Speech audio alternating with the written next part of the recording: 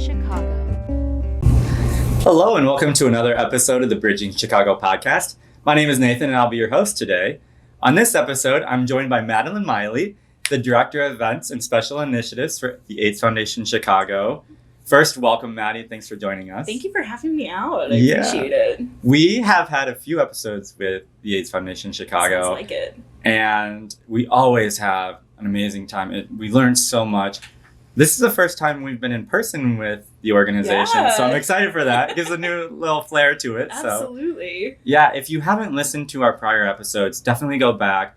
In season 4, episode 18, we spoke with John Peller, the executive director. Yeah, and then that same season, in episode 23, we interviewed Peter Tepfer. Mm-hmm. And we got to talk to Dr. Cynthia Tucker in season 5, episode 10.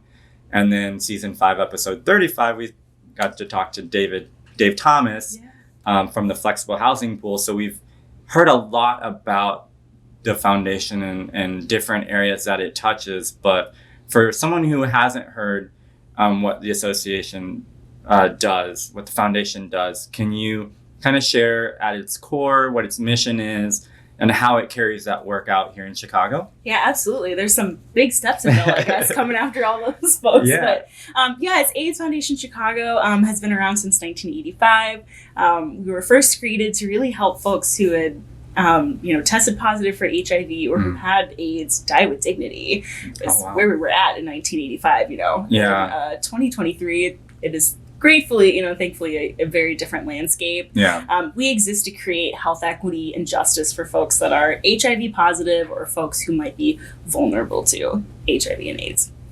And I know there's an initiative to get to zero here in Illinois, and sounds like that's been going really well. Yes. One of the things that I wanted to kind of get your perspective on is, as someone who works for the AIDS Foundation, when you tell people that, I mean, we know the old stigma. Is that stigma still around? Do people kind of like, oh, you work for AIDS Foundation? That's interesting. It is. Yeah, I find it a lot in my work when I mention what I do. I think a lot of folks are still surprised that it's such a challenge here still in the United States. It is a challenge globally as well. But yes, I think we definitely saw this exacerbated in the COVID-19 pandemic, we know that there are racial inequities in our healthcare system, and so the HIV pandemic or epidemic is certainly seeing that as well. So we know that our Black and brown neighbors have been left behind by our healthcare system, our policies, how we interact as a community. So we're really shifting with our new strategic plan, the Unifying for Impact plan from 2022 to 2024, to really focus on those health inequities, because we know we're not going to end the epidemic if we don't tackle those giant barriers that exist. Yeah, and especially here in Black History Month, when we're celebrating the contribution of African Americans and Black people in America, but really, I think with that also comes learning about the struggle and about the imbalance of resources and just all of these things that all BIPOC people, but African Americans have had to deal with. And I think one of the things that I really appreciate in people is when you can kind of say, yeah, we have a history here that isn't something that we're necessarily the most proud of, but it's something that we can change for the future. Absolutely. Yeah, you have to be able to look back on history to understand what's happening to create a better future, right? Like if we don't address, outside of our work, if we don't address the racial inequities that exist in every system in this kind of white supremacist society, we're not going to see the progress for a world I would love to see, in the future. So AFC is really doing that hard work of kind of looking back and where can we improve? I think our racial equity action plan has some very specific outcomes for every department. What can we be doing better to make sure that we're on track for the Getting to Zero initiative, but also just creating a better world. Yeah. I think Chicago is a really good city to do that in, because I think Chicago really connects with its neighborhoods, which causes some natural segregation. But there's been an understanding that this city needs to be for everyone, and every part of this city needs to be for everyone. And I see that people really coming around that doing that work in this city, does that mean something to you? It absolutely does. I come from a very small like Midwestern town in Kansas, and so moving to the city, it was so amazing to see how diverse this city is, but also, like you said, recognizing the barriers, the segregation that exists in this city. So it's really heartwarming to see other nonprofits, other small businesses, government work out there, saying, this is where it is, instead of covering it up, but also here are the things that we're looking forward to do. So I love that imagery of coming together for a better Chicago. Yeah, it's amazing. Yeah, and I think that with the AIDS Foundation focus on housing too, as I've learned, housing is a huge part of the history of what kind of caused this in Chicago. Really started with housing, and I think that by tackling that, I mean, if people cannot be housed, there's very little work that can be done to help. Because I think being one of those basic needs, food, housing, even just feeling loved, having access to mental health, those things, it's like, if you can't tackle those things, you can do all these other things, but it's just kind of like running continuously uphill. Absolutely. I forget what the scientific term is, but that Psych 101, like the hierarchy of needs, right? You have to have those basic needs met before you can, be thriving, which is what we're striving to do, is making sure that everyone can thrive and have a healthy life here in Chicago and Illinois. So absolutely, folks need to know where they're sleeping at night, to know that they have a safe place to come home to stay on top of their medications that have to be taken at a specific time every day, to get to doctor's appointments, to feel loved and have that sense of community. So in the past couple of years, we've really shifted to including housing, and it has grown exponentially. I'm sure we'll have an announcement on our website soon, but we just hit a really big milestone in terms of housing this past year. So it's been lovely to see that work grow. That's got to be so rewarding.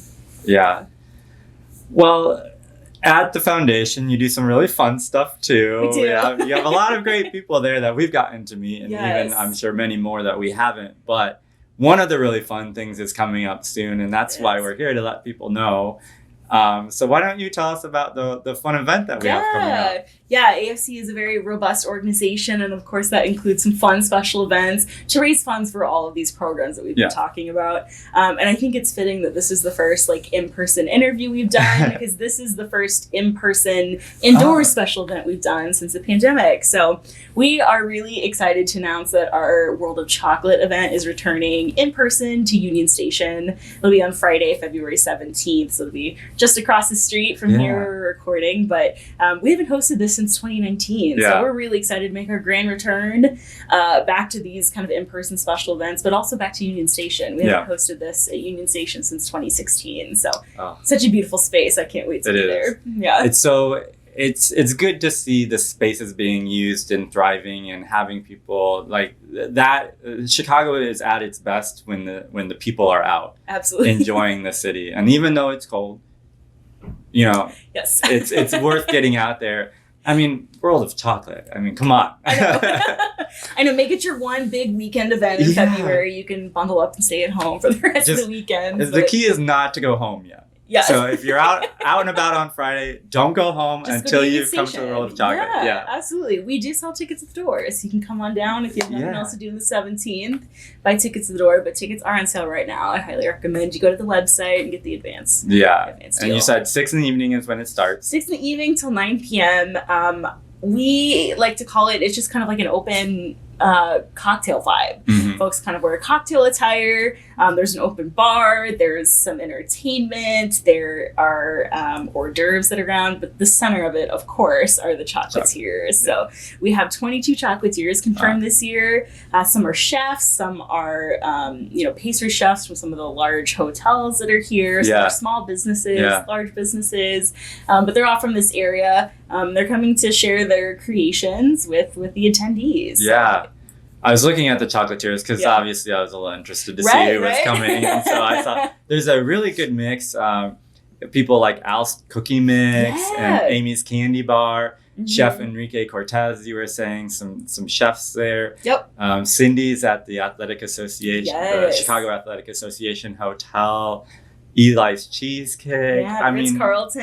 There'll be some great ones. Yes. JoJo's Shake Bar, which I'm if you've excited. seen their stuff, I mean, that looks like a work of art that you get to eat. So Right. there's plenty of reasons to get really excited So about it. many reasons. Yes. So the chefs that are there are competing in a couple categories. So you have the sweet category, which is my favorite. Yeah. The savory category, and then libation. So these chefs, that some of them you just mentioned, might be competing in one. They might be competing in all three. So you'll have to come out and see Yeah. what they're offering. You know, some places are debuting in a menu item that they might want to be serving Oh. later. Sometimes it's just a one-off thing. So you have Yeah. to be at World of Chocolate to test it out. But there's some really delicious offerings. You can check them all out on our website. We update them almost every day. So And if you go, are you like voting on these? So who gets these? great question. So we have 7 judges that are going to Okay. be at the event that are going around and officially judging the competition. So we give out an award for best overall in all 3 of those categories. Wow. And then best business class. But there's also the People's Choice Award. Okay. Which honestly is probably the most coveted award. I'm sure it It's is. nice to win Best Suite, but like if you win People's Choice, you know, Yeah. you're the favorite. So yes, every attendee will be able to vote for their favorite overall. So when you come into the event, you'll receive a passport that has the numbers. So you're encouraged to literally take the global chocolate tour, Wow. test everyone, and then vote for your favorite at the end. So Yeah. mhm. I mean, it's such a fun way to not just raise funds, because obviously, I mean, the reality is organizations like yours can't do what they do if they don't have the funds to do it. Exactly. Like everyone else, these things are out there to raise funds, but also raise awareness. And I think that that's equally as important as raising the funds. But if people attend this event, what will they learn about AFC? And maybe it's people, because I'm assuming a lot of your people will be there. Yes, there'll be a ton of folks on site. Some of our consistent donors. We Mhm. have a lot of our corporate sponsors that are out there. We have lots of volunteers that volunteer for a lot of AFC special events that'll be there. And then just other folks from the Chicago community. So it's a really great place to kind of meet other people that are attached to AFC in some sort of way.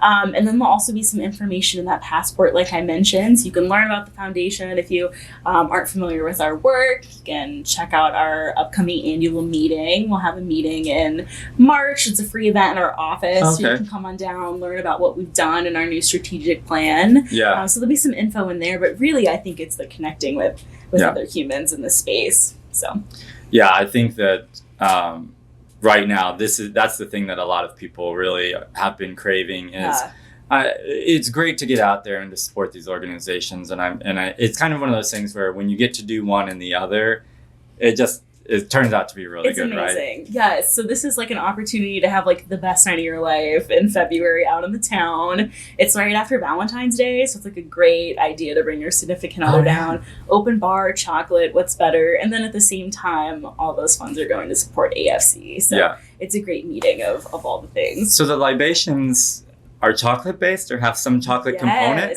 Yes. Okay.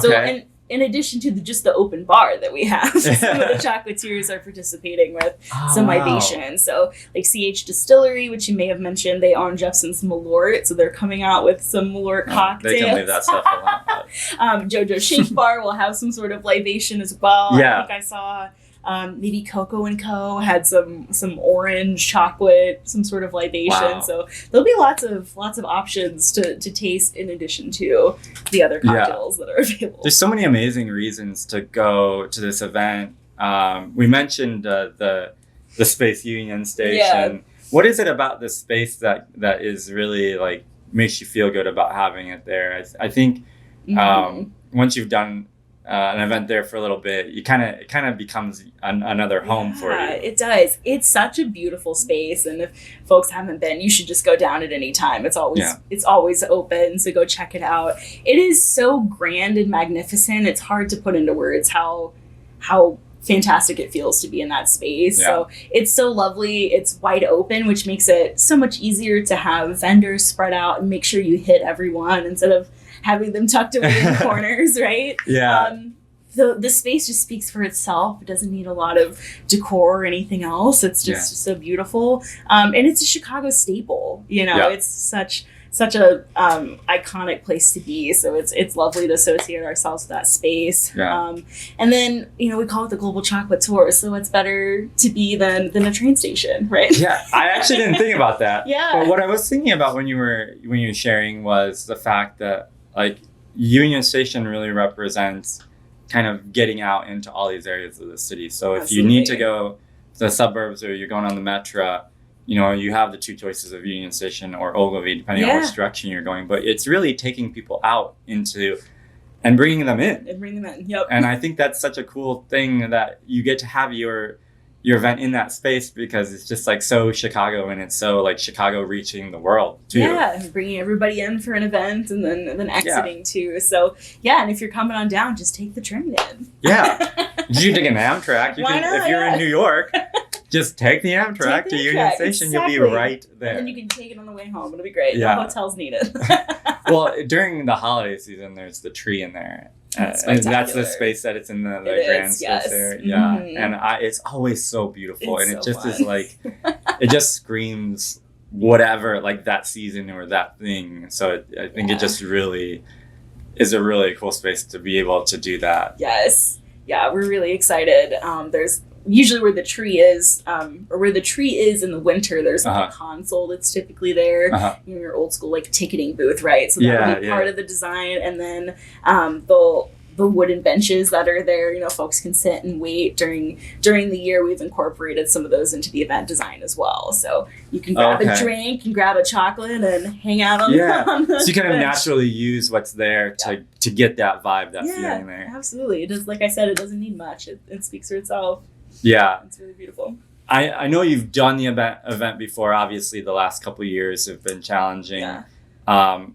Pre-COVID, what about the event made it really special? Or tell us about the event pre-COVID and sort of how you want to bring that into sort of this refresh or restart that you're having. Yeah, this event has always been fun, and people ask us about it constantly. So I'm so excited now. I can say yes, we're actually doing it after 3 years. A lot of nonprofits host an annual gala. We don't host one annually. We host one every 5 years. Okay. The big put on the ball gown, come out for the chicken dinner vibe. Yeah. And that's fun, but we like to do this every year instead. It's a little more laid back, it's more accessible, and it's more fun. You get chocolate, right? Yeah. So that's kind of the vibe that we bring into it. People really look forward to it. It's a great reason to get out of your house in February. But I think really the highlight is the Chocolatiers, both pre-pandemic and now, is just really seeing, who exists in the city that has talents that they want to showcase. It's been fun watching kind of the makeup of the Chocolatiers change. We have a lot of new businesses that have opened in the past 3 years, or revamping their operations that are coming out to showcase at this event. So I know we have some folks that are coming that are brand new and haven't done anything. I was talking to Cindy's, they're an establishment, they've been around forever, but this is their first in-person event they've done since the pandemic. So it's really nice to see kind of, it's a nice snapshot of like where the city is at. Yeah, I think it gives you that good snapshot. And I think in theory, Taste of Chicago is really cool. And I think people who are from here will be like, don't go, because it's kind of a lot of tourists, a lot of people. It's in July, it's hot, you're maybe overpaying. but these kind of events, you get to sample so many different things from people that you may never have heard of. Absolutely. And the things they can do with chocolate are just wild. Magnificent. Yes. We just put out an interview with Chef Blake Shelton, who is participating in this event. His first year was 2019, so this is his second year coming back, but it's been 5 years in between. Right. He won a season of Sugar Rush on Netflix, and I think is filming a new TV show. So he is so skilled with chocolate and sugar. So there's a great interview with him. I highly recommend folks watch. But he'll be out there, I think, competing in all 3 categories and also doing a sculpture. Good luck to everyone else. I know. So come out for the sculpture too. Yeah. I cannot wait to see what he comes up with. I mean, if you've seen Sugar Rush, those creations are incredible. So. I've seen him because I've seen the show. Yeah. So yeah, it's. Yeah. So he's a Chicago local, so he'll be out. Yeah. If folks can't get to the event, you also do the 5K in the summer, correct? We do, yeah. So we do AIDS Run Walk Chicago. Yeah. I think it'll be in late September this year. We're still confirming the date with Soldier Field, but you come out and the route is just along the lakefront path. Yeah. It's so beautiful. Yeah. It's a nice, fall walk, I guess. So there's a 5K walk, a 5K run, and a 10K run. So those registration prices are a little bit cheaper than the World of Chocolate ticket. So come on down for that. It's so fun. And the funds are also supporting AFC. So that's a great event to come out to. But you can always donate as well. It's on our website. Yeah. So aidschicago.org, or you can also donate directly on the World of Chocolate website.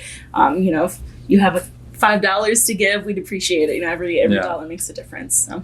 Yeah, and that's one of the other things that I think is really cool is that these organizations, they really care for the funds that are given really well.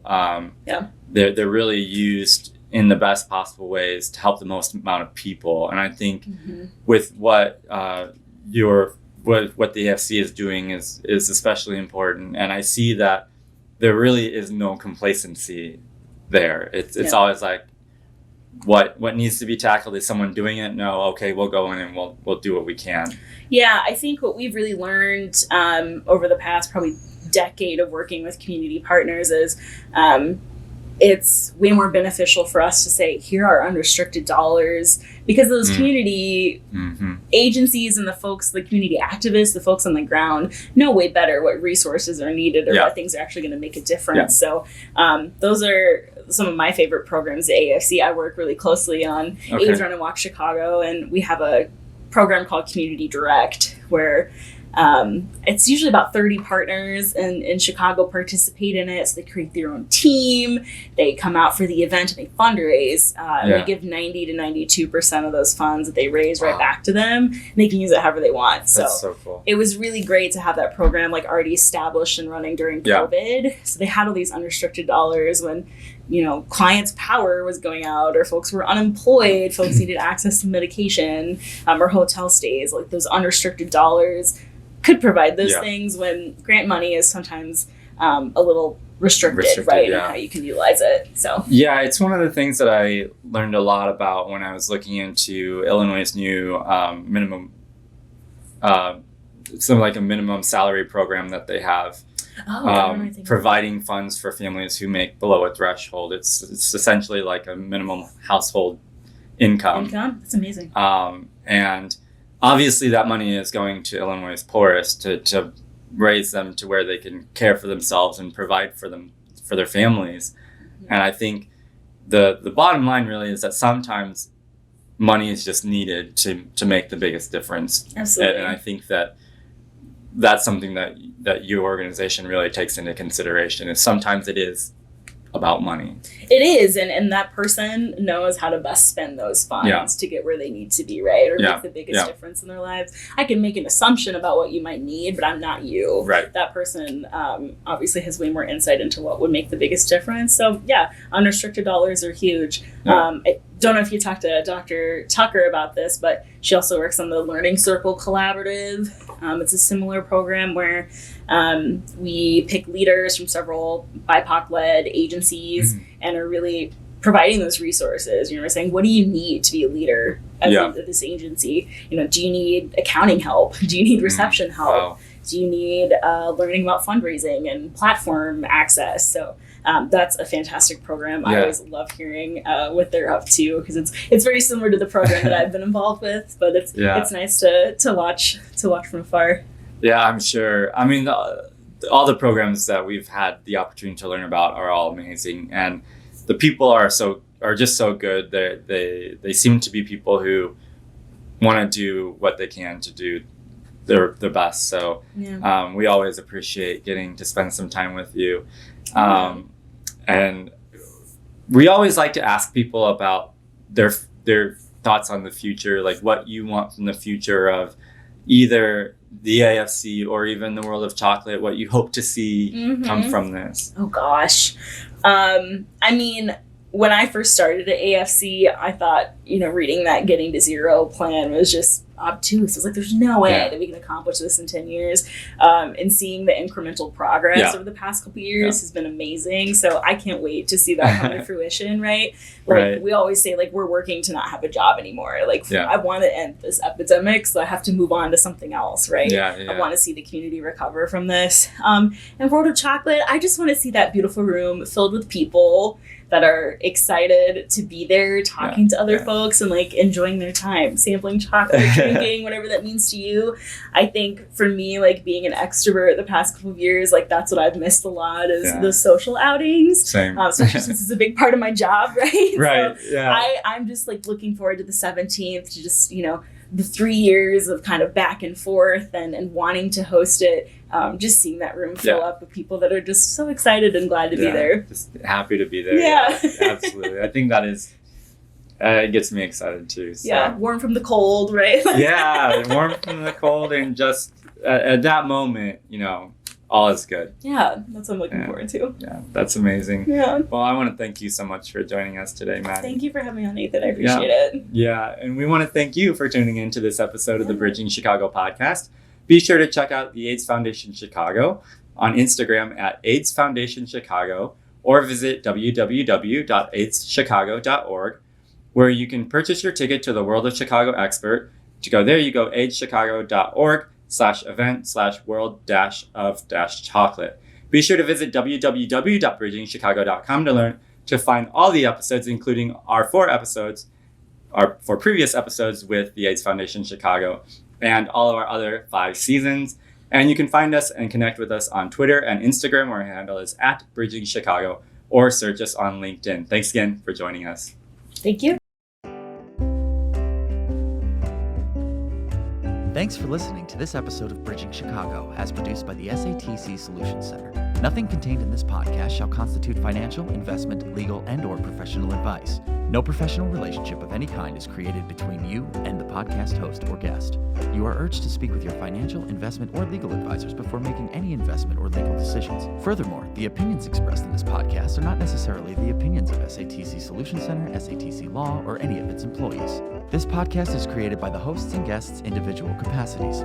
All opinions on this podcast are or have been rendered based on specific facts, under certain conditions, and are subject to certain assumptions, and may not and should not be used or relied upon for any other purpose, including, but not limited to, or use in or in connection with any investment purposes or legal proceeding.